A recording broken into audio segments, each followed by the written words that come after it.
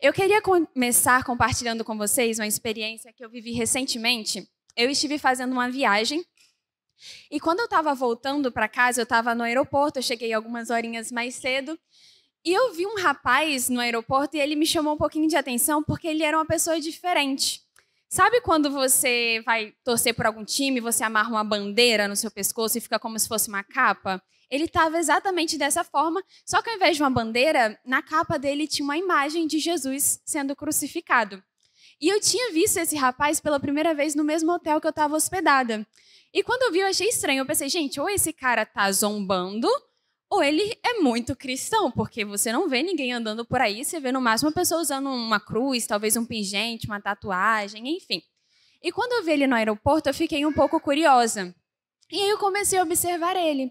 De repente, quando eu olhei para ele, ele estava no cantinho, isso dentro da sala de embarque, ele estava no cantinho ajoelhado orando. E aí quando eu vi aquilo, eu pensei, não, realmente o cara ele é crente, ele é cristão. Mas ainda assim eu achei estranho, achei diferente o jeito dele. E até o fato dele estar ajoelhado ali orando. E ok, eu fiquei observando ele assim meio de longe, né, para ele também não perceber, eu achei curioso. Em determinado momento ele saiu andando, e aí eu fiquei olhando, né, para onde ele ia. Ok, deixei. Passou um tempo, alguns minutos, e eu comecei a ouvir uma voz um pouco mais alta, como se alguém estivesse pregando, literalmente pregando lá dentro da sala de embarque. Na hora que eu ouvi, eu fiquei, não é possível. Gente, não é possível isso. E aí, eu juro pra vocês que eu não sou fofoqueira, mas eu tava tão curiosa que eu simplesmente peguei minha malinha, peguei minha mochila e eu saí andando pra procurar de onde que tava vindo aquele som. E quando eu vi, era aquele mesmo rapaz no meio de dezenas e centenas de pessoas pregando. E por que eu estou compartilhando isso com vocês nessa manhã? Eu imagino que, assim como eu, você também já deva ter visto em muitos momentos pessoas pregando nas ruas, nos ônibus, em terminais. E muitas vezes, quando eu vejo essas pessoas, tem muitas pessoas sinceras, muitas pessoas pregando a verdade, mas também tem muitas pessoas pregando heresia, pregando o evangelho da forma errada, pregando o inferno para as outras pessoas, fazendo com que elas sentissem medo. Mas na hora que eu ouvi aquele cara pregando, na hora que eu vi ele pregando ali, eu sentei e eu comecei a ouvir a pregação dele, era algo diferente de tudo que eu já tinha visto. Aquele homem, ele pregava sobre Cristo, ele falava com amor pelas pessoas, ele falava com amor por Cristo, que na hora que eu ouvi ele falando, eu só pensava, esse cara com certeza se chamaria João Batista. A forma como ele exaltava o nome de Deus, a forma como ele pregava o evangelho de forma simples, mas também profunda, não para passar a mão na cabeça de ninguém, não para acariciar pecados, não para tentar conquistar membros para uma igreja, mas literalmente preocupado com a alma e com a salvação daquelas pessoas. E enquanto eu ouvia ele pregando, eu pensava, Deus, o que eu tenho feito pelo evangelho? E enquanto ele pregava, eu ia orando ali, Espírito Santo, toca o coração dessas pessoas que estão ouvindo. Mas se naquele momento ninguém tivesse sentido o seu coração sendo tocado, o meu coração foi tocado. Não que eu não conhecesse a Cristo, mas ele me fez pensar, o que eu tenho feito pelo evangelho? E muitas vezes nós pensamos, precisamos pregar o evangelho porque Jesus precisa voltar logo. Mas será que esse realmente é o ponto? Eu vou te convidar a abrir a Bíblia no livro de João. Livro de João, capítulo 1. João, capítulo 1, nós vamos ler o verso 23. Diz assim: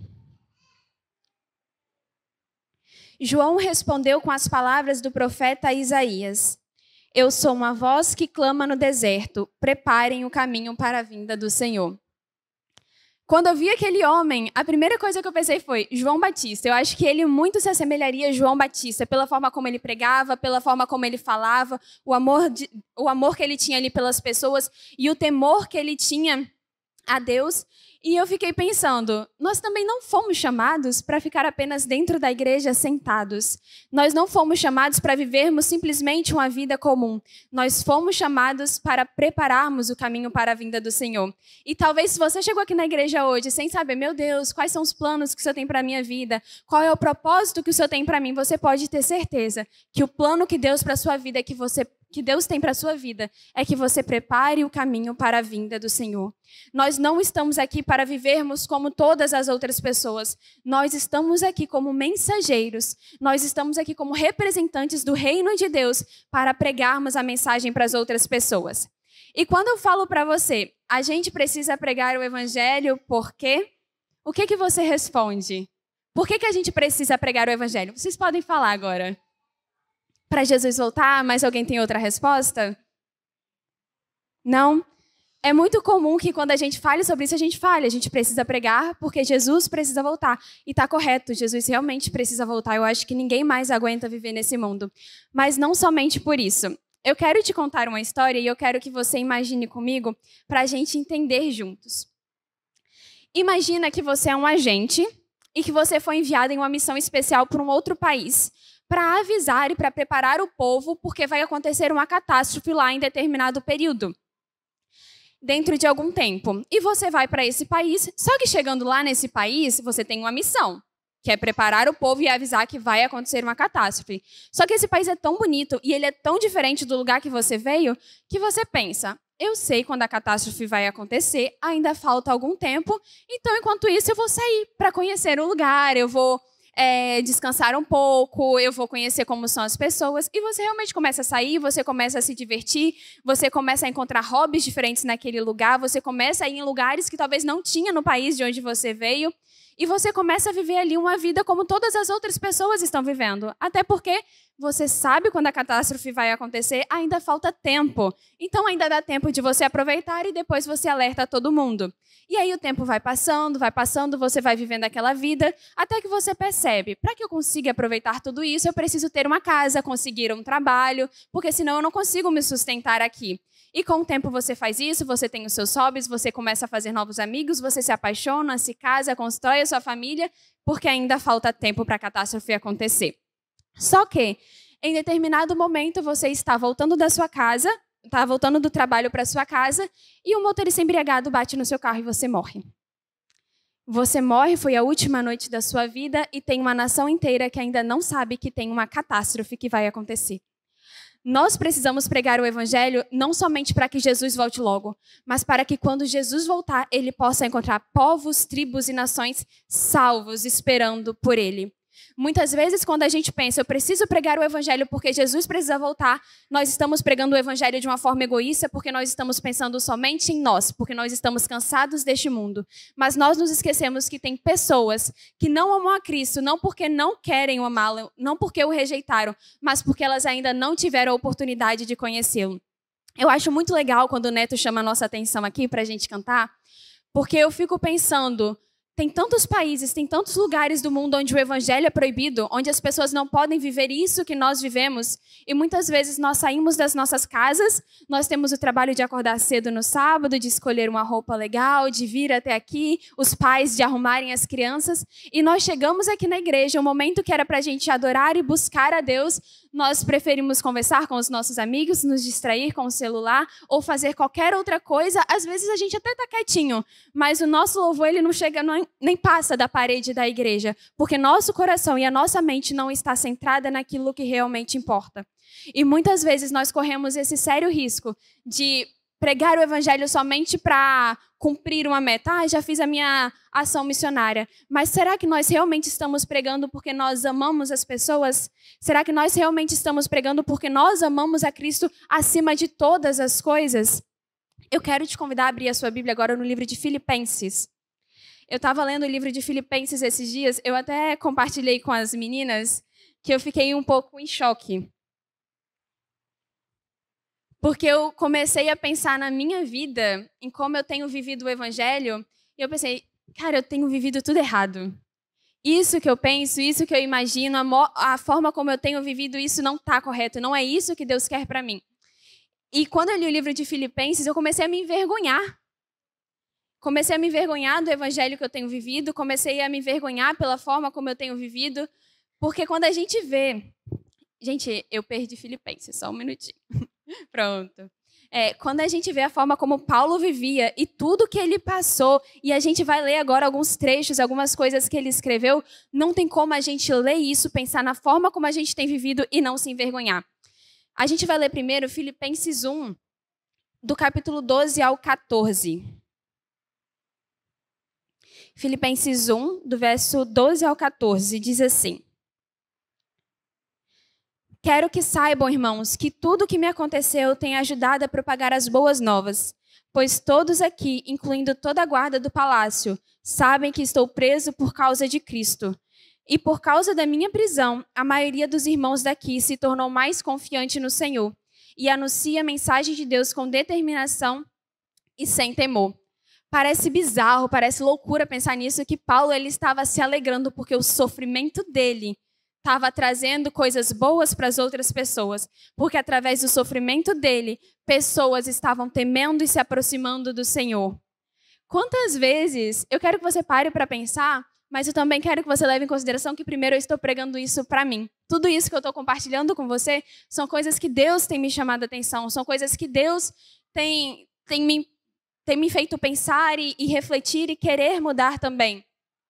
Quantas vezes nós já deixamos de pregar o evangelho para outra pessoa porque nós estávamos com medo, porque nós estávamos com vergonha? O que aquela pessoa vai pensar sobre mim? Ou eu vou falar e aquela pessoa nem vai se importar.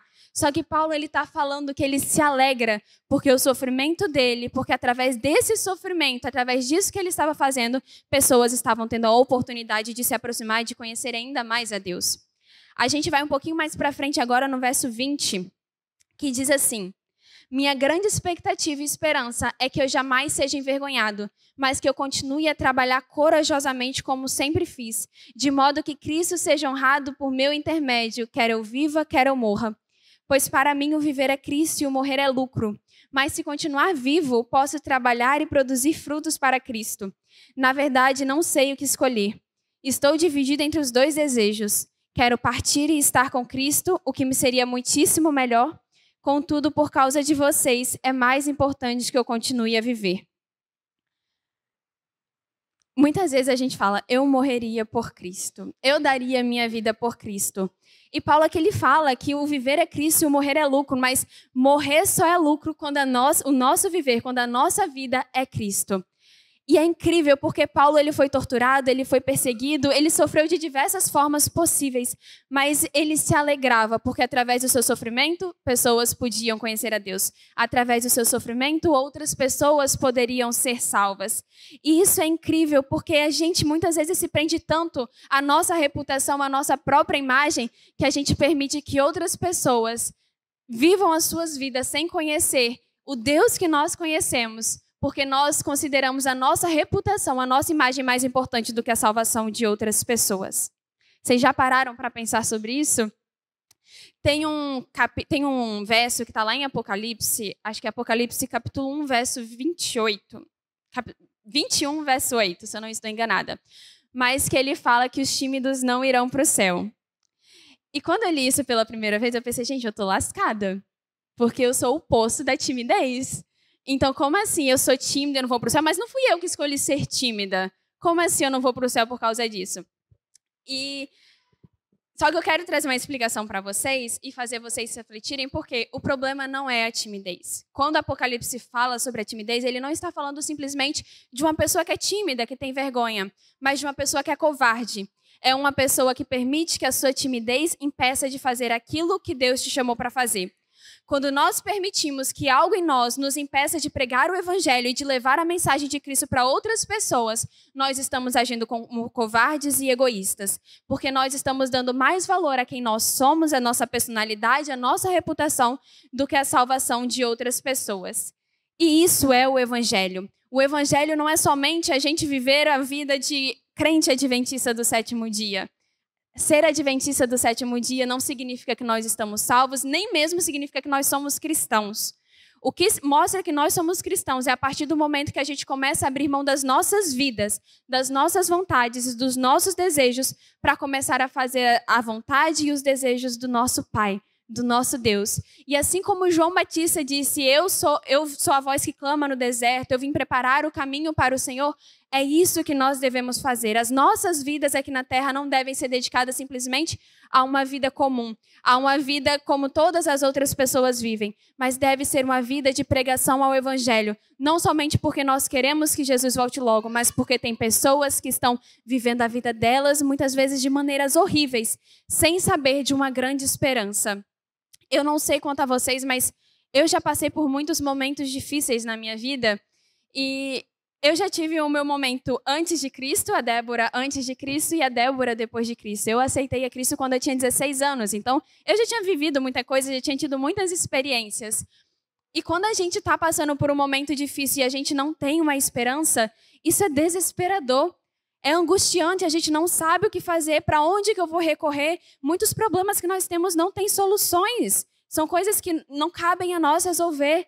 Mas quando a gente tem Cristo ao nosso lado, a gente pode perder um ente querido, que a gente tem aquela paz que excede todo entendimento. A gente tem o Consolador para nos consolar. A gente tem a esperança de um reencontro na segunda volta de Cristo.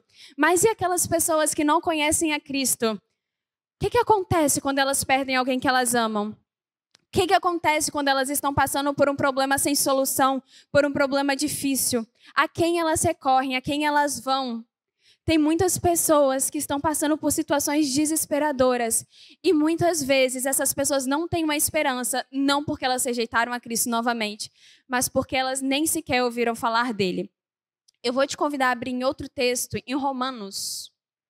Volta um pouquinho. Capítulo 12 de Romanos. Perdão, capítulo 10. Capítulo 10 de Romanos, a partir do verso 13, diz assim: Pois todo aquele que invocar o nome do Senhor será salvo. Mas como poderão invocá-lo se não crerem nele? E como crerão nele se jamais tiverem ouvido a seu respeito? E como virão a seu respeito se ninguém lhes falar? E como alguém falará se não for enviado? Por isso as Escrituras dizem: Como são belos os pés dos mensageiros que trazem boas novas. Como são belos os pés daqueles que se dispõem a sair de onde estão, a sair do seu comodismo, a parar de pensar em si mesmos e pregarem o Evangelho e irem até aquelas pessoas que não conhecem a Cristo e pregarem a mensagem de esperança e de salvação. Às vezes a gente não entende isso porque eu queria que você parasse um minuto e você começasse a pensar.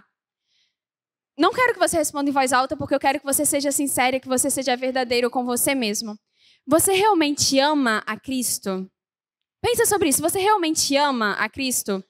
Se você diz que você ama a Cristo, por que você ama Ele? Por que você quer pregar o Evangelho? Será que você realmente ama as pessoas que estão perecendo?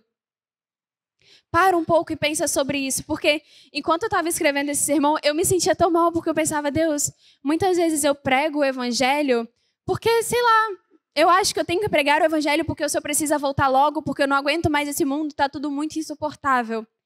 Mas e as pessoas? Muitas vezes a gente se esquece das pessoas. E quando a gente se esquece das pessoas, às vezes a gente, como eu já disse, a gente vai pregar o Evangelho e a gente não prega realmente aquilo que a pessoa precisa, a gente não prega com profundidade, a gente somente fala: você tem que se arrepender porque Jesus está voltando. Ou, vamos para a igreja comigo. E muitas vezes a gente faz coisas ainda piores.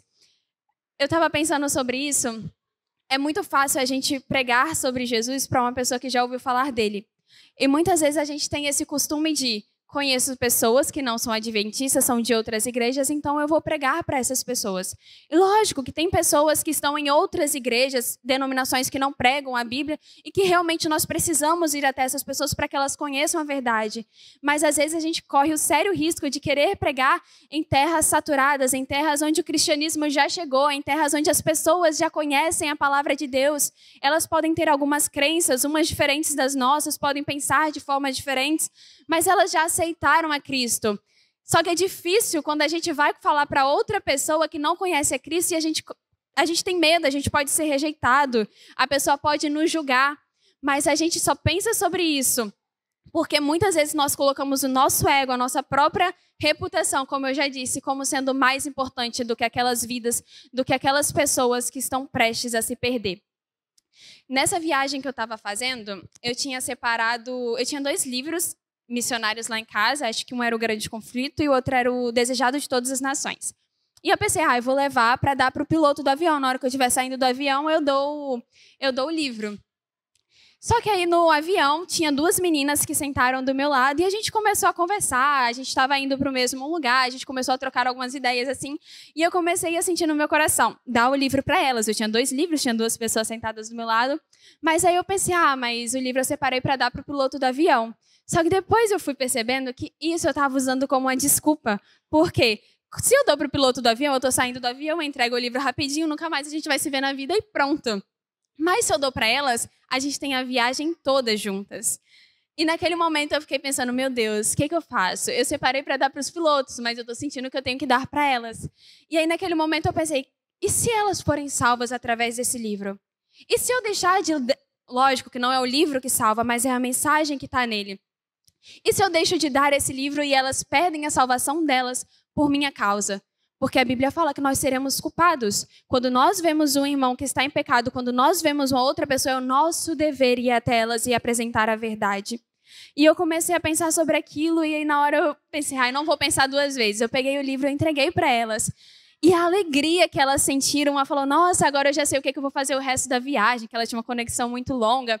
Aí a outra já foi pedir no meu Instagram, e aí começou a me seguir, e aí ela viu que eu tinha postado algumas coisas relacionadas à Bíblia. Ela, nossa, você é evangélica? E a gente começou a conversar, ela era da Batista, mas estava afastada.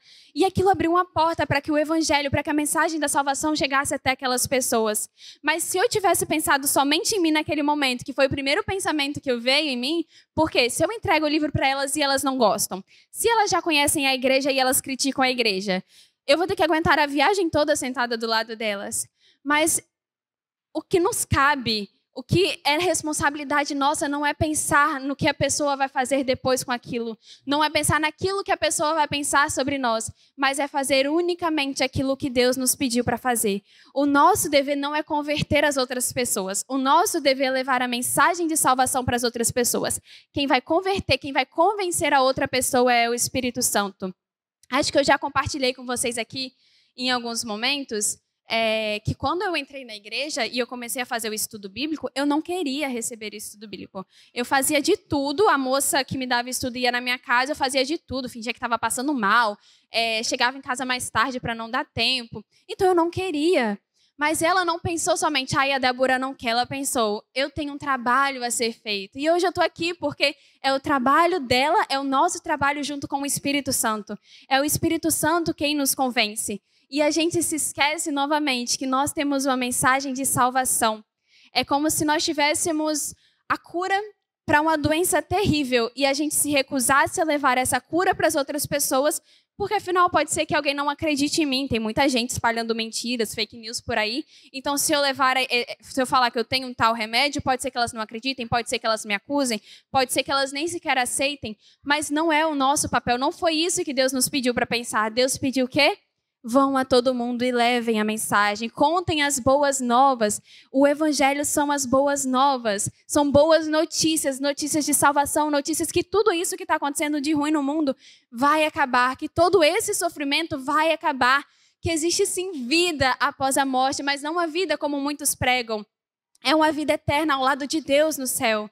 E muitas vezes a gente segura essa mensagem, a gente segura essa notícia somente para nós mesmos. Talvez porque a gente realmente não acredita fielmente nisso. Porque se a gente realmente acreditasse fielmente no Evangelho, como a gente diz acreditar, a gente não pensaria 2 vezes de sair do nosso comodismo, de se levantar de onde nós estamos para levar a mensagem para as outras pessoas.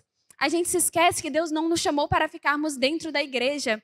A igreja é o lugar que a gente vem para se reunir, para adorar a Deus, porque Ele é digno da nossa adoração, para aprendermos mais, para nos alimentarmos, nos enchermos dEle, para que quando nós saímos das portas da igreja, quando a gente sair pelas ruas, a gente possa transbordar e levar a luz para essas pessoas. Lá em Mateus, deixa eu só achar o verso. Mateus não, ainda em Filipenses. Filipenses 2, capítulo 15.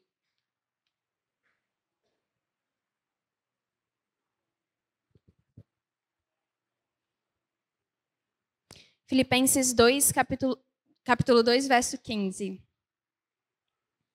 Diz assim: de modo que ninguém possa acusá-los, levem uma vida pura e inculpável como filhos de Deus, brilhando como luzes resplandecentes no mundo cheio de gente corrompida e perversa.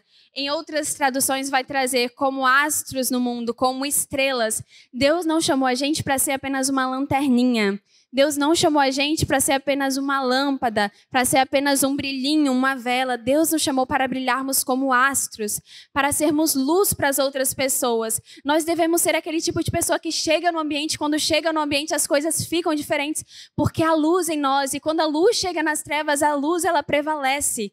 E nós devemos ser essas pessoas. E se nós estamos chegando nos lugares e nada de diferente acontece, se nós somos como todas as outras pessoas, tem algo de errado em nós. Porque se nós estamos em comunhão com Cristo, nós vamos ter contato íntimo com Ele e nós iremos carregar a mesma luz que Ele carrega. Eu lembro na minha adolescência que eu li um livro, não vou falar o nome porque não é indicação, mas eu li um livro, era um livro de ficção, e nesse livro tinha alguns seres que eles eram chamados, uns eram sombras e os outros eram luz.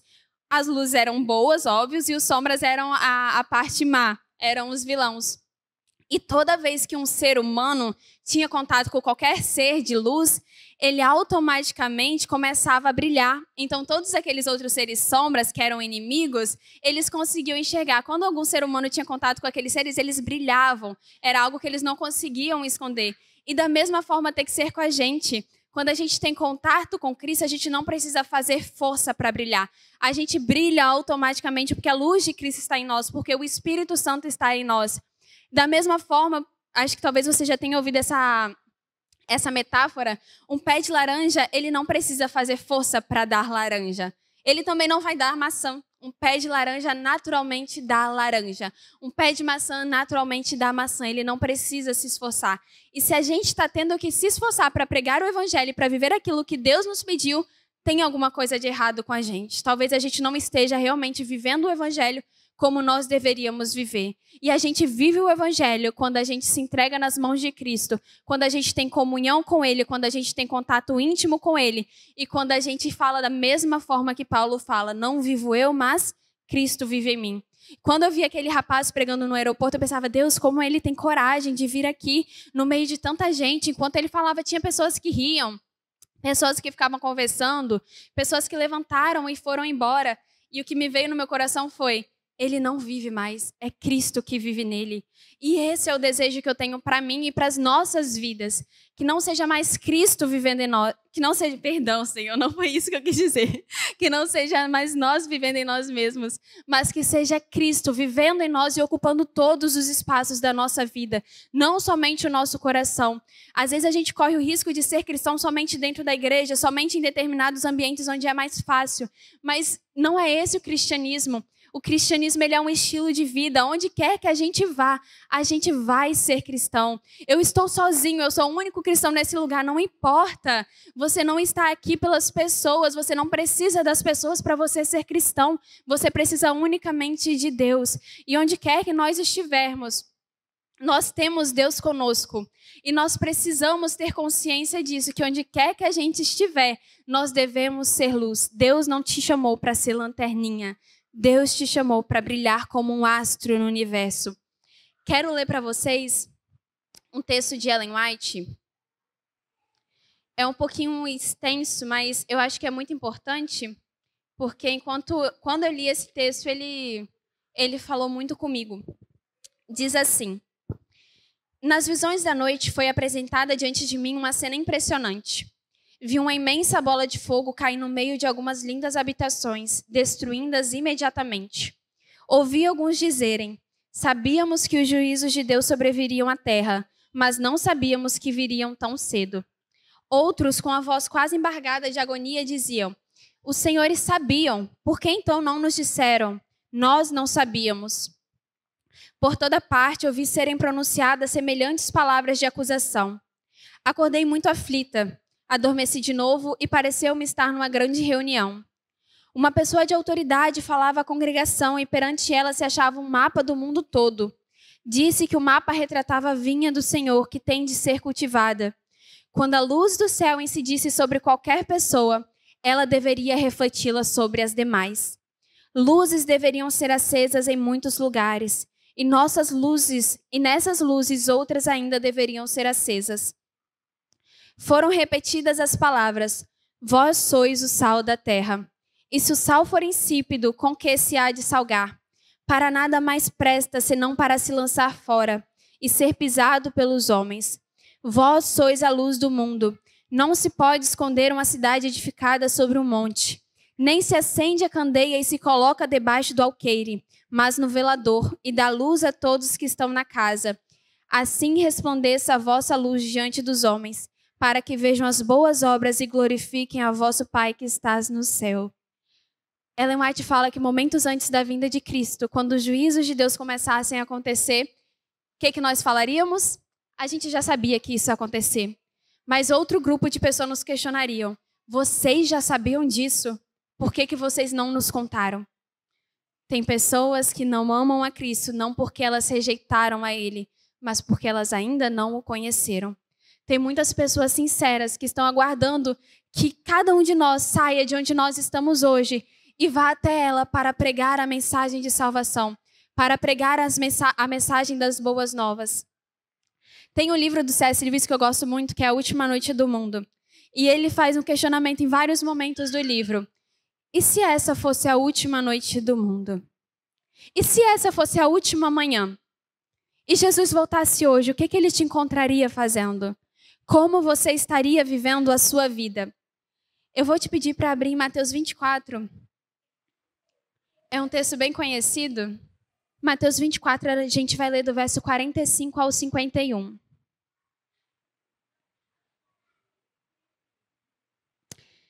Diz assim: o servo fiel e sensato é aquele a quem seu senhor encarrega de gerir os outros servos da casa e alimentá-los. Se o senhor voltar e constatar que o servo fez um bom trabalho, haverá recompensa. Eu lhes digo a verdade. Ele colocará todos os seus bens sob os cuidados desse servo. O que acontecerá, porém, se o servo for mau e pensar: meu senhor não voltará tão cedo, e começar a espancar os outros servos, a comer e a beber e se embriagar? O senhor desse servo voltará em dia que não se espera e em hora que não se conhece. Cortará o servo ao meio e lhe dará o mesmo destino dos hipócritas. Ali haverá choro e ranger de dentes. Se essa for a última manhã do mundo, se essa for a última noite do mundo, o que Jesus vai te encontrar fazendo? Deus, ele nos deu a responsabilidade. Não foi algo que Deus falou: olha, se vocês quiserem, vocês podem sair de onde vocês estão e ir até aquelas pessoas ao redor do mundo e pregar o evangelho. Não. Foi uma ordem que Deus nos deu. É a nossa missão, o nosso propósito aqui na terra.